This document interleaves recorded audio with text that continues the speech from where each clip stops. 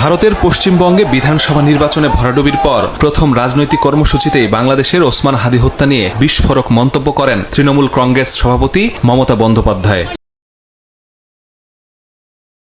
Home minister নিজে আমাকে phone করে বলছেন এতদিন তো কই আমি বলিনি, মুখ করিনি, কারণ এটা জানে আমি এখনো নামটা বলছি না ভদ্রতা করে, বাংলাদেশের লোক উত্তাল হয়ে যাবে।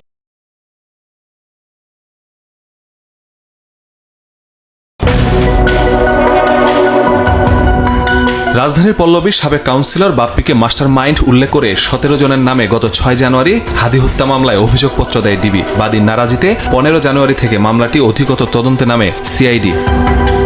এক সপ্তাহের মধ্যে হত্যায় জড়িত সন্দেহে ছাত্রলীগ কর্মী মোহাম্মদ রুবেলকে গ্রেফতার করে সংস্থাটি। জিজ্ঞাসাবাদে সামনে আসে প্রধান অভিযুক্ত ফয়সাল করিম মাসুদকে হত্যার মিশনের জন্য ঠিক করেন কার্যক্রম নিষিদ্ধ আওয়ামী লীগের নেতা জাহাঙ্গীর কবির নানকের পিএস বিপ্লব ও আদাবত থানা ছাত্রলীগের সাবেক সাধারণ সম্পাদক কামরুজ্জামান রুবেল। সামনে আসে হত্যায় ব্যবহৃত মোটরসাইকেলের মালিক ছাত্রলীগ নেতা মাইনুদ্দিন শুভর নামও।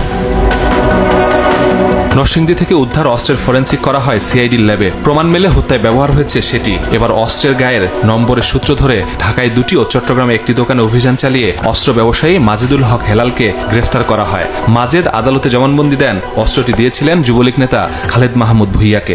সন্দিগ্ধ একজনকে আমাদের তদন্তকারী কর্মকর্তা অ্যারেস্ট করতে সক্ষম হয়, তার 164 ধারায় জবানবন্দি নেওয়া হয় এবং এই মামলায় যে অস্ত্র সরবরাহকারী তাকেও অ্যারেস্ট করে, তারও 164 ধারায় জবানবন্দি নেওয়া হয় এবং এটা যে ব্যবহৃত মোটরসাইকেল, হত্যাকাণ্ডে ব্যবহৃত মোটরসাইকেলটির মালিক তাকেও আমরা শনাক্ত করতে সক্ষম হই।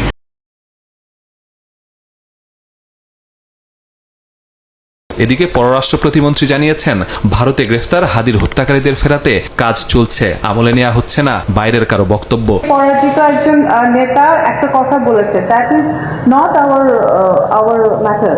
কূটনৈতিক চ্যানেলে অভিযুক্তদের দেশে ফিরিয়ে বিচারের মুখোমুখি করতে চায় সরকার।